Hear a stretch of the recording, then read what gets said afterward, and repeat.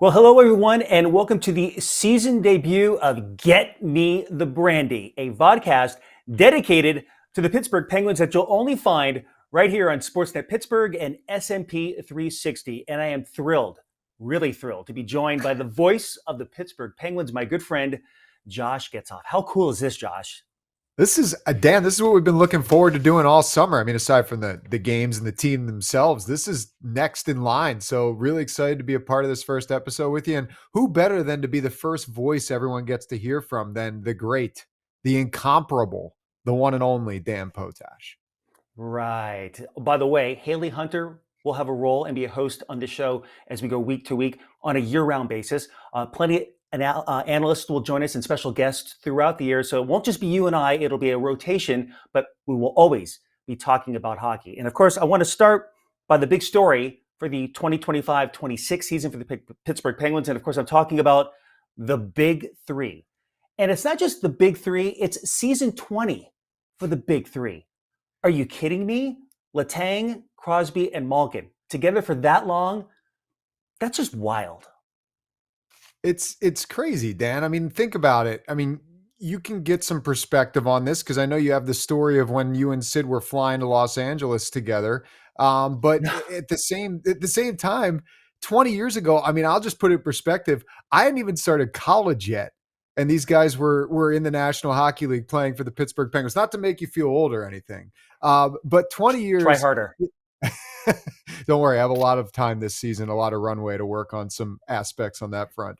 But I mean, 20 years Great. is crazy. And listen, it's going to be really cool when they get introduced to PPG Paints Arena on Thursday night because 20 is a massive number. It's such a respectable number. And quite honestly, it's a number that when you look across professional sports today is probably going to be the outlier and the anomaly. I mean, I don't think people even dream of 10 years together as a trio of teammates, let alone 2 decades. So it's been special. It's been championship filled and memory filled. And here's to year 20. It should be a lot of fun.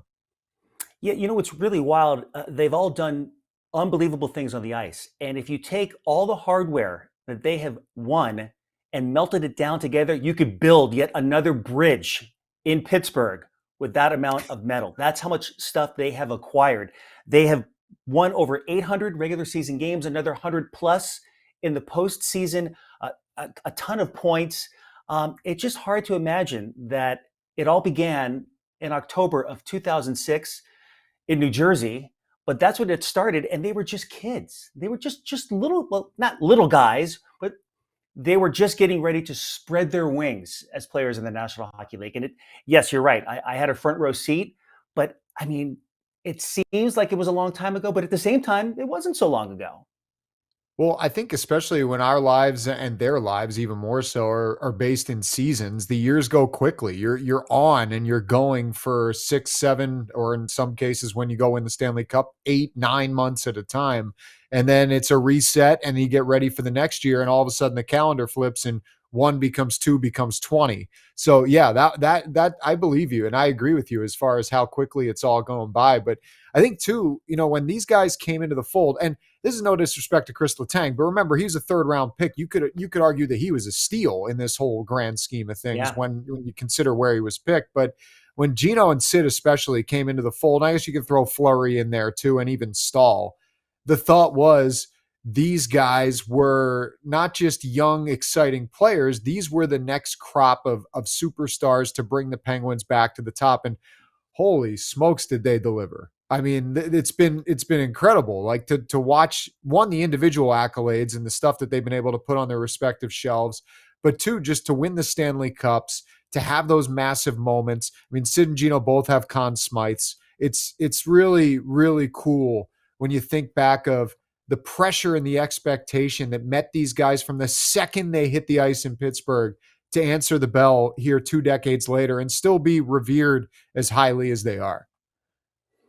You know, you mentioned how old you were when they broke into the league. I was 36, but that date, October 18th, 2006, our producer Nick Belsky was kind enough to kind of look at some of the things that were going on back in 2006 that maybe some of us would remember. And the lists include this. Okay, do you know what the top movie was?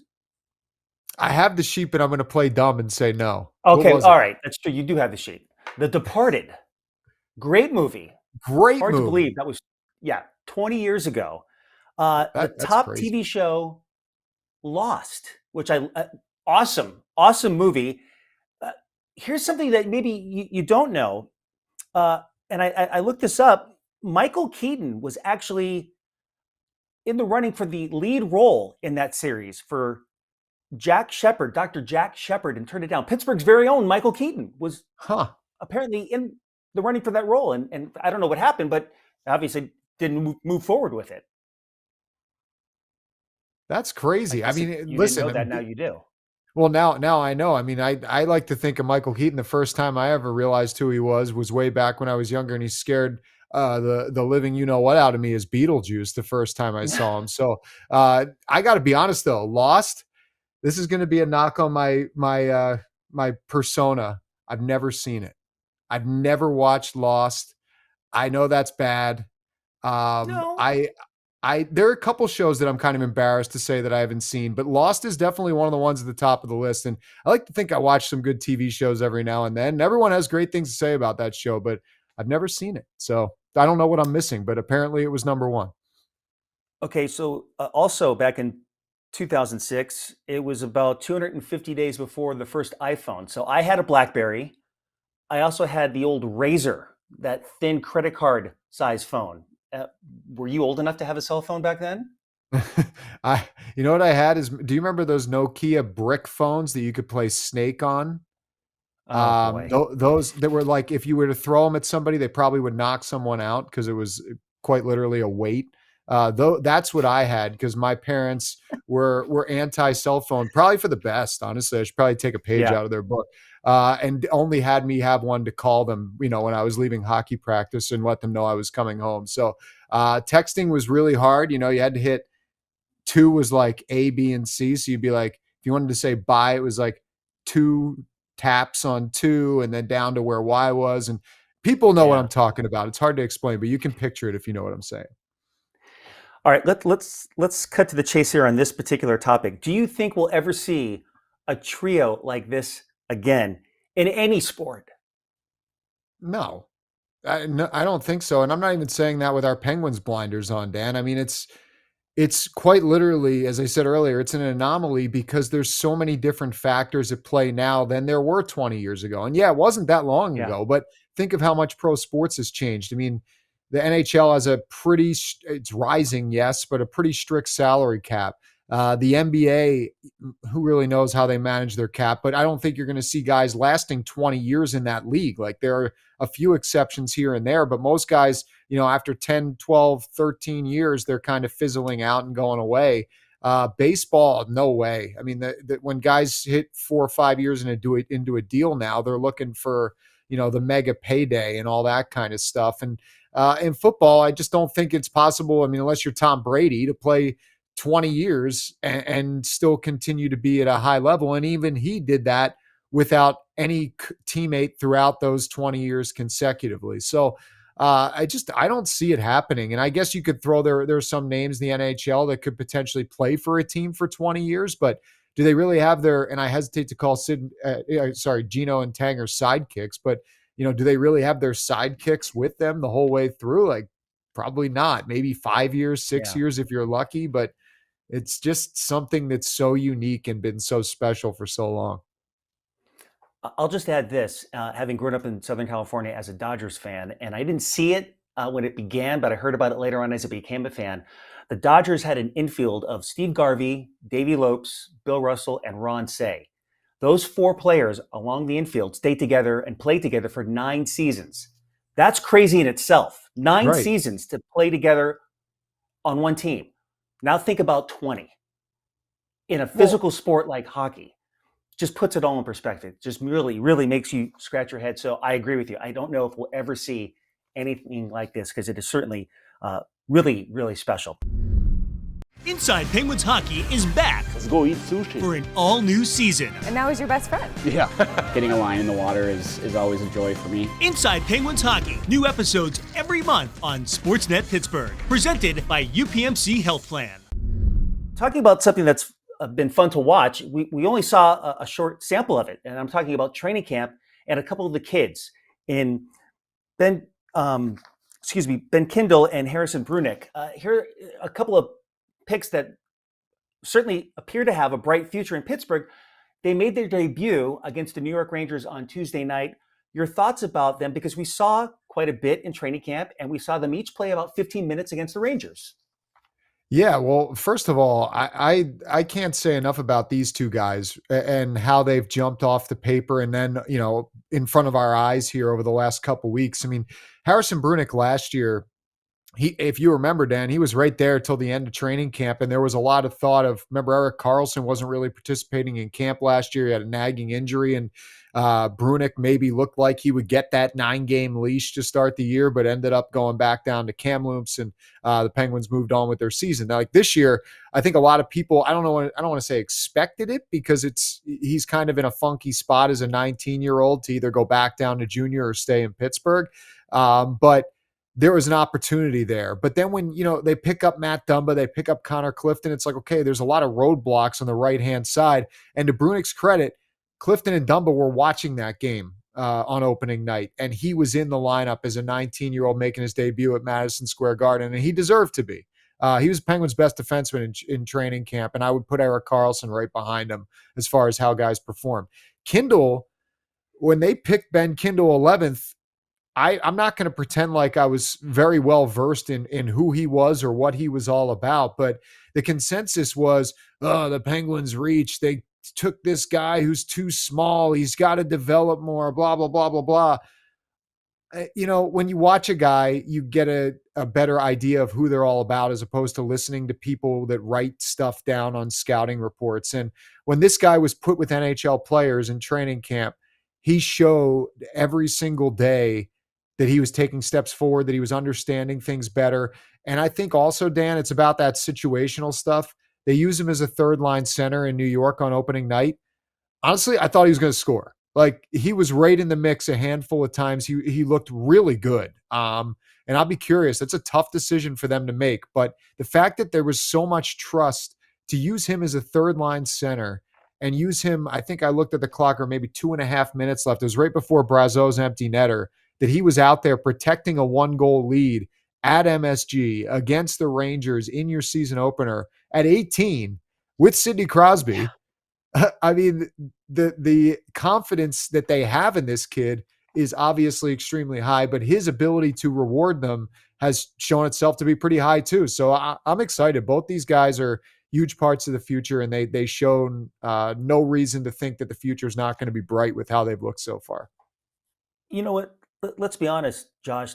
Playing that first game wasn't really, that big a deal. It was taking the ice for the opening faceoff with the big three. I mean, how cool was it to see that and to hear from them afterwards describe that moment? I mean, again, talk about the big three playing for 20 years. Those two individuals weren't even alive when they began playing. Yeah, Penn's PR put that tweet out that what Sidney Crosby accomplished in his career before Ben Kindel was born, which was kind of crazy to even comprehend. But the other side of it, yeah, you're right. Like that was awesome.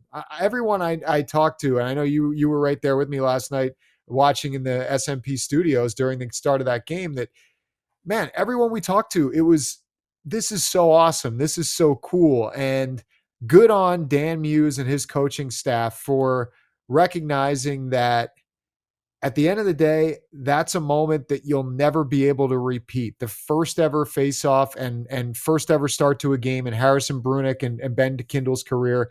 And you did something that metaphorically kind of has bridged this team together from, as we said, the guys in their 20th year playing together that are future Hall of Famers, to this new crop of Penguins that we all hope is going to bring them back to the top. And to do it in the world's most famous arena, that was just such a cool thing. And honestly, until Brunicke unfortunately took that penalty, they completely dominated the first minute of the game with those 5 guys on the ice. So that was another cool part to it.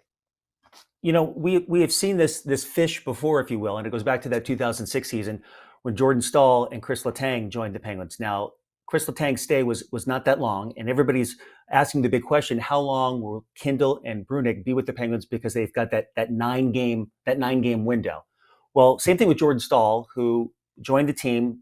We heard all about him Ray Shero drafted him. He was just a teenager, but he produced and he continued to produce. He scored 29 goals that season, was a mainstay on the penalty kill. He just was that kind of player that was just so effective in so many ways. He hung out. So my question is, what do both these individuals need to do to stick around past the 9-game window? And I guess it's easier said than done. Continue to produce. Yeah, I mean that's the biggest thing. But I feel like both guys are in situations where they kind of control their destiny. For Brunicke, it might be a little bit harder for the reasons that I mentioned earlier, unless, the Penguins are going to do more roster movement, just for the sole fact that they have 8 defensemen on their roster to start the year. And they have Connor Clifton and Matt Dumba both not playing. Ryan Shea has rightfully earned a spot on the left side. Parker Wotherspoon's been right there with Carlson the whole way through. So, I don't know about Brunicke, past the 9 games, but hopefully he gives them a lot of reason to think about that. I will say that when you think about it, Brunicke last night, or Tuesday night rather, when he started that game against the Rangers, the first period plus, when I was looking back on it and watching the game back, he was still finding his foot. I mean, he looked like a 19-year-old making his NHL debut. But as that game went on, and credit to him, credit to Mike Stothers, the coaching staff, someone got through to him, whether it was within his own brain or someone speaking to him, to settle things down, just play the way that got him to the NHL. And he did. I thought the last half of the game, he looked more like the Harrison Brunicke of the preseason. And that's going to be a tough guy to take out of the lineup if you're Dan Muse. For Kindel, what's the hardest position they say to play in the NHL, right? Beside from goalie is center. And he's the third line center.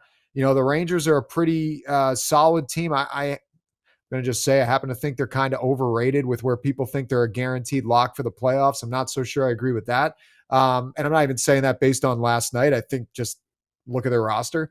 But, Ben Kindel, to me, he's a guy that is given an opportunity to be the third line center. So he's playing behind Sid and Gino, which the first thing that says to me is there's trust, and there's also an opportunity for matchups, because everyone always matches up against Sid and Gino. And he's going to get some opportunities where he's going to face teams, and I'm not slighting teams, but he's going to face lesser guys in teams' lineups where he may be able to pounce and have some good opportunities early and give teams something to think about. And, I liked his line last night.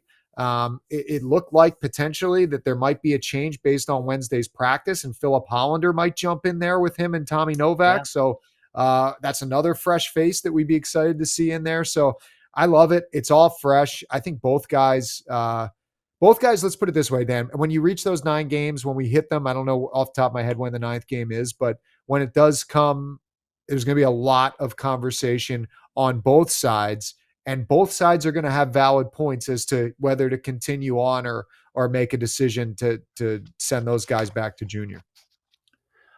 How much of a sponge do you think a young player, and if it's a teenager or someone in their early 20s, has to be? And I ask because let's go back a little bit. When Jake Gensel, Connor Sheary, Brian Rush joined the team, they had the opportunity to not only play in the NHL, but they practiced every day with guys like Sidney Crosby and Evgeni Malkin. And I tell fans this all the time, come to practice, because you're going to see things that happen in practice in Cranberry that are being done to be used and executed on game night.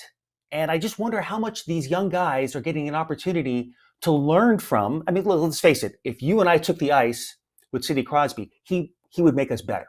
He does that with anybody that steps on the ice with him, whether it's a line mate or any position. So how much can a young individual like Kindel or Brunicke, for that matter, no matter where they are on the ice, learn on a day-to-day basis besides game night, learn from individuals like that? It's just, I mean, the list must go on and on. It's a wealth of knowledge.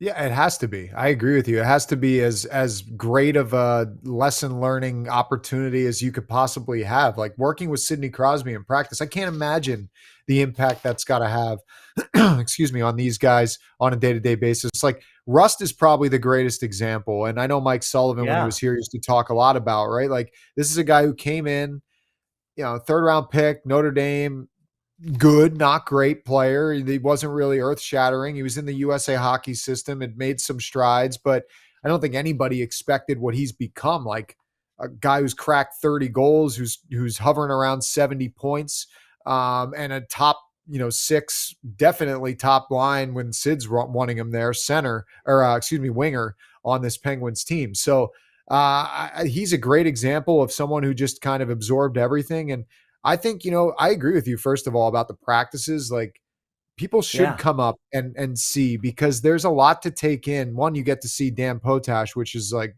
worth the price of $0 admission itself. But two, you get a lot of opportunity to watch how these guys practice and how Sid pulls guys aside and works with them. Even today, I'm sure you noticed, Yeah. like, Dan Muse is talking to Raquel one-on-one, and it's just you're watching the relationships build right in front of your face. And I think that's just really cool, personally. Here, we don't just watch the Penguins. We live every tipped puck. Unbelievable. Every battle. Give me more of this. Every new prospect. This is a glimpse of the future. Everything you love about the Pens, we do too. I'm down here between the benches. You know what that means, Pens fans? Cheers to that. The fuck did they score? We manifested it. Stream the Penguins all season long on SNP 360. Well, you talked about Dan Muse, so let's talk about the head coaches, and I'm talking about round one, if you will, between Mike Sullivan and Dan Muse. And we're going to see it again this weekend in round number 2 between the Penguins and the Rangers. And I thought it was a unique way for both men to open the season, because Mike Sullivan, former head coach of the Penguins, returns to the Rangers where he was an assistant, and Dan Muse was an assistant with the Rangers and is now head coach with the Penguins. We can go on and on and on. But that first matchup, tons of storylines. I thought it was a unique way to kind of build things up, not only on the pregame show and the days leading up to the game, but it was kind of interesting to talk about how the Penguins used to play under Sullivan and how they are now starting to play under Muse. Yeah, I mean, it's interesting to watch how this camp has developed here, in the sense of how Dan Muse has put his fingerprints on this team and how he wants them to play. And I think last night was again a reflection of that. Was it always the most exciting game in the world? No. We need to be prepared for that. The Penguins probably would be better off not being the most exciting team. I know that's hard to hear. Their DNA is offense, but sometimes last year when they got into these track meets, you were like, oh, this game's out of control. Like, they can't keep exchanging chances over and over again. And I think the biggest term that I've heard Dan Muse use, and that I've seen in this Penguins team through training camp, last night it was there, is the term connected.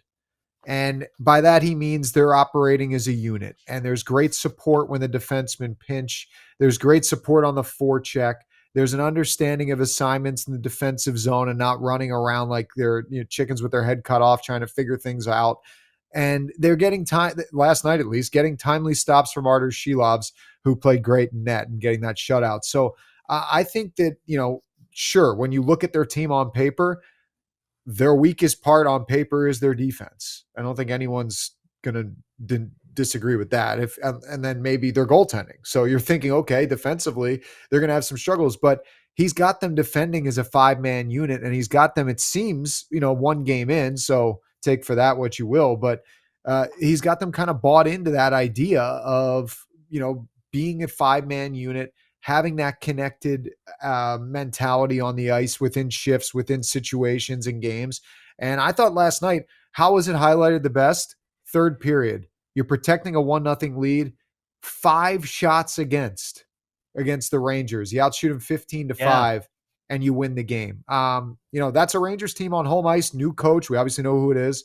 A team that has a higher expectation this year, and you're up a goal. And they essentially said, nope, like, we're giving you next to nothing here to take this game back into your hands. In fact, we're going to keep it in our hands and then walk out of here with 2 points. And that was a really impressive overall game to me. And it showed where this team is hopefully going. We saw the Penguins play in that game against the Rangers with structure, responsibility, and they defended hard. And fans were seeing that for the first time, but we have seen it before when practice, just saying. We talked about how physical practice has been under Dan Muse. And that's not to say that was not the case with head coach Mike Sullivan when he was here with the Penguins. it just was something that really popped out. And we constantly turned and looked at each other during training camp going, okay, this is how it's going to go. Okay, let's see if that continues. And we got a little taste of that again. Only one game, I get that, Right. but it was a continuation of what we saw over training camp.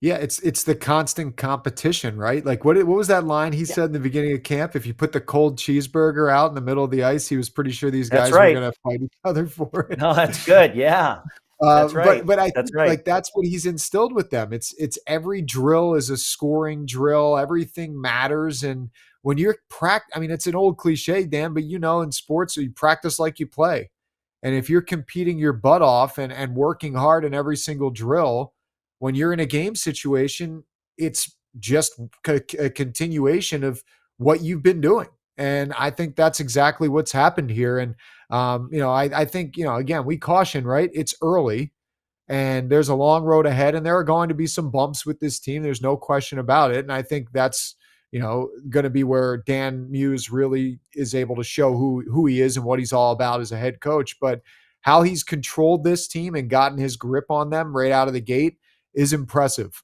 considering what he was walking into and the uncertainty around the identity of this team coming into this year. As I said, round 2 coming up on Saturday when the Rangers come to Pittsburgh. So let's give Mike Sullivan his flowers, if you will. He spent a decade here in Pittsburgh, helping the Penguins to 2 Stanley Cup championships. It began in December of 2015 when some guy named Josh Getzoff also arrived here in Pittsburgh as well. And I right off the bat, he was faced with an enormous challenge that Dan Bylsma was also faced with when he joined the Penguins midway through the season in 2009. The Penguins were loaded with some good talent, but they were looking for a way to find themselves and move north, if you will, in the standings. Not only move north on the ice and score goals, but Sully was able to find a way to kind of get these guys together, believe, and they went on an unbelievable run to win that Stanley Cup. That was amazing, but then to do it again the second year, back-to-back titles, and everything we saw that came after that just made us all put us in a position to really enjoy a decade of hockey here in Pittsburgh. Yeah, I mean, he's the only American-born head coach to win back-to-back or win multiple Stanley Cup titles, let alone back-to-back. And he's also going to be in the Hall of Fame one day when you consider what he's been able to do as far as coaching is concerned. But you're right. That was also my first year. I like to think that I had absolutely nothing to do with those back-to-back Stanley Cups, by the way. But he did. He changed everything. What was his saying? Just play. What was the Penguins' biggest problem then? They would all the time and piss off the referees and they wouldn't get calls. And they got this reputation, which Sully knew firsthand coaching against them, is a bit of a whiny bunch that like to run their mouths. And he reeled it in. And nothing will resonate with me more than Mike Sullivan. I think it was really early in his tenure, Dan. And I was at that point still doing pregame, postgame on the radio, but I remember watching it on TV. You probably were there, but it was a game in Washington against the Capitals. And something had just happened on the ice pretty early in Sully's tenure. And Patrick Hornquist and Evgeni Malkin were yapping at the ref. And Sully screamed at them in the moment that the camera was on him. And I can't repeat what he said, but if you can read lips, which most of us can pretty well when it's slow motion, you can see exactly what he said. And in so many words, he basically told them to stop talking. And Patrick Hornquist and Evgeni Malkin kind of spun around, looked at him, and sat down.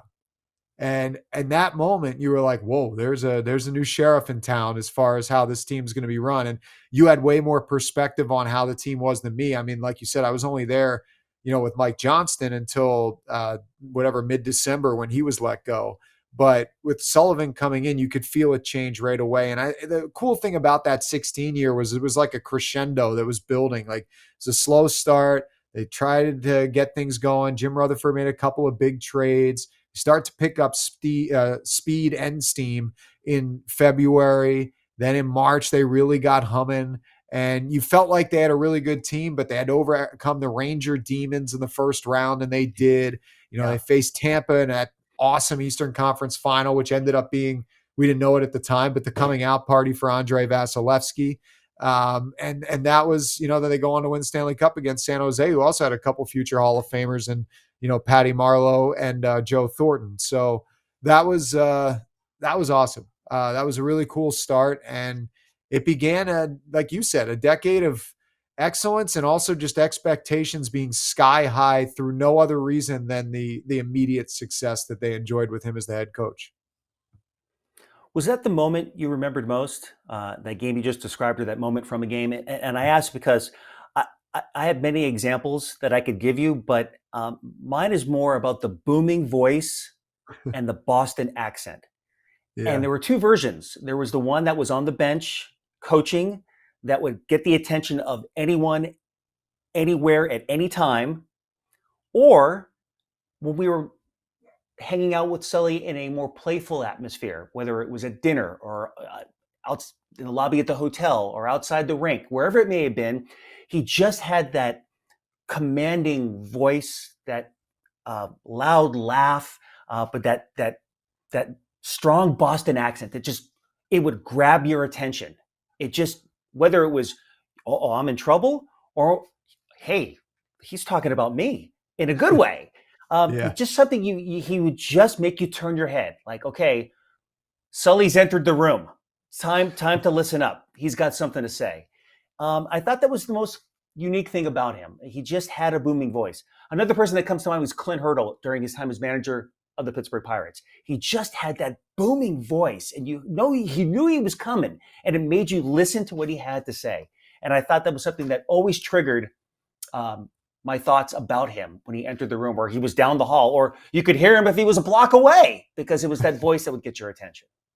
Yeah, no, that's probably the biggest memory too for me, is just that resonates with you when you think about Mike Sullivan. Is you think about the booming Boston voice with the accent, with the certain terms that he would use, like stick-to-itiveness and cerebral and control stuff the like controllable, Josh. Control the controllables, things of that nature.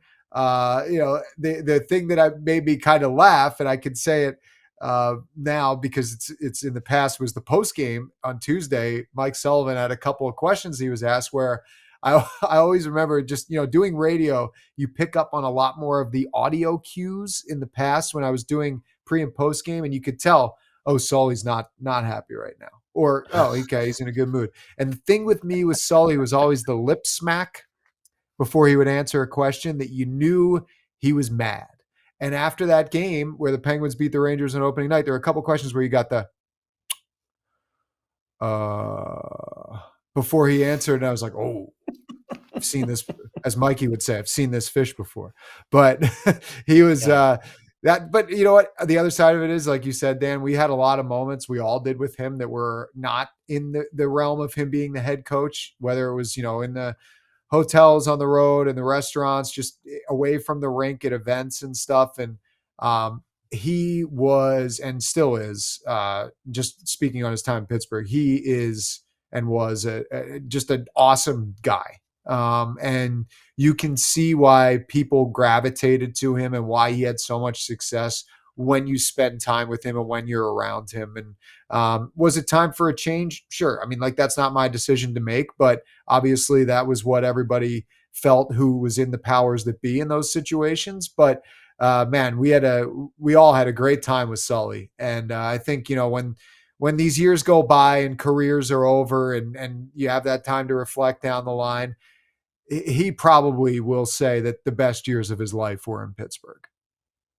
I would agree. We all certainly had a great time with him, and I would think that he will always have a special place in his heart for Pittsburgh. And the same holds true for Nick Bonino, who's back for a third stint with the Pittsburgh Penguins. But I want to go back, as we will continue to celebrate the Penguins' Stanley Cup championship season from 2016. He joined the Penguins in 2015. And again, you know as well as I do, there's some players that are just an automatic hit with the media right away. You just know he's your go-to guy if you need to get an answer on camera after a big win or a tough loss. And Nick was that guy when he joined the Penguins in 2000. You knew right off the bat this guy was going to be fun to deal with. And we'll get into him being an assistant now today, 10 years later. But man, when he joined, you could just tell he joined the team that season. Okay, we got a guy here that we can go to no matter what. Yeah, and he was, we always talk about like, okay, there's certain aspects of those championship Penguins teams that was the hardest to fill, but what's been the one thing that everyone's always been after since Nick Bonino left? The third line center. And that's what Nick Bonino was on that team. Like, he was the stabilizer, and he really understood his role on the ice as a shutdown centerman, a guy that was going to excel in the power play, win faceoffs. But off the ice, as you alluded to, was unbelievable in the locker room, became one of the fastest rising personalities in there, but also one of the greatest leaders that they could have behind closed doors in that room too. And I'm trying to remember, was it 16 or 17 where he broke his foot and he wasn't there at the end. One of the Second two. year. Was I it think it was the 17? second year. Yeah. Yeah. Yeah. And I remember that shift where he blocked the shot and broke his foot, and then he stayed out there until the end of the shift to just kind of gut it out. Not that everyone didn't respect the hell out of him already at that point, but that's another reason why, like, just an ultimate competitor, but really just understood his role. And I think that's an underrated quality in today's NHL. There's so many guys that, as they rose through the ranks to get to the National Hockey League, they were the leading scorer or the time on ice leader or something like that. And it's hard for them to adapt to a situation where you're not the leading scorer and you're not the guy who's playing the most minutes, but you can find your niche and be the best at it and be a huge contributor still to a team once that light bulb goes off. And credit to Bonino, because it went off at a fairly opportune time for him coming to Pittsburgh, and he took full advantage. He was 1/3 of the HBK line. Oh, yeah. And that line became famous here in Pittsburgh because of what they were able to do on the ice. And of course, Shawn Michaels, the Heartbreak Kid, the wrestler. But it also reminded many Penguin fans of the old KLS line, Kovalev, Lang, and Straka from the early 2000s. They just seemed to be so productive in so many ways. But that line was instrumental in what the Penguins were able to do in the run for the Stanley Cup. I could talk about a lot of things that they were able to do, but I think the one thing that stood out the most was that goal in Game 6, Game 6 against the Washington Capitals, the Bonino goal, because they had a 3-0 lead that the Capitals were able to quickly chip away at thanks to a couple of miscues by the Penguins, one of which came from Nick Bonino. I think it was a delay of game penalty that allowed the Capitals to score the game-tying goal. I think there were multiple delay of game penalties in a Yes. row. It was like, Yes. It was unbelievable. It was like a comedy act in the worst possible way. We can laugh about it now because it worked out okay. But yeah, I mean, that line was awesome. They don't win the Stanley Cup without the HBK line that postseason. And it's funny because remember, that line got put together because Evgeni Malkin got hurt late in the regular season, and Nick Bonino jumped up to play with those guys. Another, nod to him and his versatility. And I think credit also to Mike Sullivan that he saw something was clicking there and he just let it go and figured out the rest of his line combinations aside from that. But man, they were awesome. They blended everything. You had like the good, creative centerman who could win faceoffs and understood, both sides of the puck and Bonino. You had the speedy winger and Hagelin, and you had just a unique player on a lot of angles in Phil Kessel, who could score obviously, but also his playmaking was extremely underrated. And those three just really were awesome. And it's kind of crazy that as we sit here now and this January, they're going to honor the 2016 team. It's crazy that was 10 years ago. That's just really hard to believe, but that line is, as you said, you got KLS, you got the HBK, you got a bunch of lines that come to mind throughout the years. But for this generation of Penguins fans, that's their kind of cult line, just because of what it brought them and how good they were. I got a little bit ahead of myself, so forgive me if I want to rewind just a little bit, but we talked about some of the qualities that Nick had away from the ice or in the room. But I think that's a big reason why he's back here as an assistant coach. And we've talked a little bit I've had a chance to speak to him just a little bit during training camp about his new role, but you really don't need to talk to him about what he's going to do, whether it's working with the PK unit or some of the forwards, because we saw a lot of that connection with players, the way he talked to them as their teammates, because in a way he was almost like a player coach when he was here with some of the younger guys. And the way he walks that line, not only with some of his former teammates now as their coach, but with some of the younger players that he's trying to help. And I can't say enough about the way he approaches players with his playful personality. But he can have fun, but there's a time where he needs to be serious. He can be serious with the player as well. And I think that's important in his new role as an assistant on the staff. Yeah, I mean, I think based on everything we just said, his track record speaks for itself and should immediately get the attention of even veteran guys that are coming in here that don't really have a previous relationship with him, all the way down to the young guys. I mean, he offers, to me, in a way, he's got like a Matt Cullen type of element to him, where not good as call. right, not like as wise beyond his years as Cullen is in the Dad. sense of, right, yeah, he is a dad. I mean, he's not quite Matt Cullen dad status. I don't want to give him too much credit, but we love Bones. But he's he's a guy that I really think is going to settle into a coaching role really nicely. And what'll help with that is the fact that he's in a familiar situation, in the sense that he's in Pittsburgh. He knows, I always like to say one of the things that really resonated with me when talking to guys who have been recently traded or acquired or something is they know how to get to the rink without putting it in their GPS. Like, they know where the shower stalls are in the rink. Things are familiar. It's not like this foreign area you've never been in. And while you're trying to figure out how to coach, you're also trying to figure out the building and the surrounding area. It's not the case for Nick Bonino. He spent a few years here. As you mentioned, Dan, he came back briefly a couple of years ago.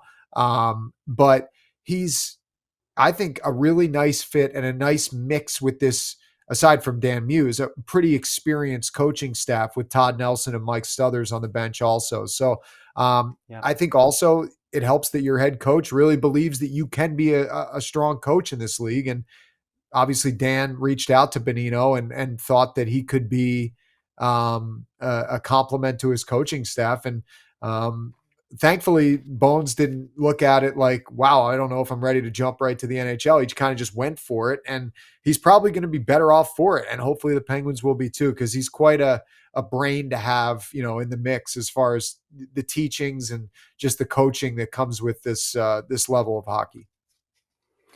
I think it's going to be fun to watch how this team grows together. So the young guys, the veterans, the new faces, the guys that have been here for a couple of years, not only through this first couple of games, but we will be with the team when they take that first real long road trip, headed out west to Anaheim, Los Angeles, and San Jose, which is where we will do the second show of Get Me the Brandy. And it'll give us a chance, because as well as I do, that that's where you kind of get to learn a little bit more about these guys. You run into somebody at a restaurant, getting coffee. You talk to them a little bit on the plane, maybe in the lobby at the hotel, and they open up a little bit more. And that will give us the opportunity to learn a little bit about who these guys are away from the game, and maybe at the same time tell us about why they play the game the way they do. And that's something that I absolutely love about the position we have as broadcasters, because it allows us then to take that in and then tell that story to viewers. Oh yeah. I mean, especially in your role, it's such a unique opportunity to talk to these guys. But even for me, I mean, I always say that I love being home for obvious reasons, right? We like being with our Sure. families and we like the comforts of home, but being on the road from that perspective is awesome, because there's less media, there's less going on. Like you said, like, yeah, you're going to practices and games and stuff, but in between, we're all staying in the same place. You inevitably Yep. run into people. It's hard not to run into people because we're all in the same area. And you're right. You get those just organic kind of conversations. And sometimes it doesn't even start about hockey. Like, you're waiting in line to get a coffee somewhere and a player walks in and they just see a familiar face and gravitate towards you. And then there's a conversation that starts, and then you see them later that day at practice, and maybe it continues, or there's a different chat or something like that. I think that kind of stuff, you've lived it a lot longer than I have, Dan, but I feel like it really goes a long way in the sense of building relationships, but most importantly, building the trust with these guys, that they see you, they know that's one of their guys, and they feel confident just being themselves and talking to you. Yeah. And no one does that better than you when it comes to bringing players out of their shell. But I appreciate you that- saying that, but I appreciate you saying that, but really, Yeah. it's a group effort, and it takes two, right? You have to have an individual that's willing to open up and let themselves give you the opportunity to know who they are. And so I think this first road trip with some of the personalities that we've already seen, got a little taste of during training camp, we'll get to know a little bit more, which will allow us to maybe relay some of those stories on the next edition of Get Me the Brandy. And Josh, I look forward to episode number 2 coming up with you next week from Southern California.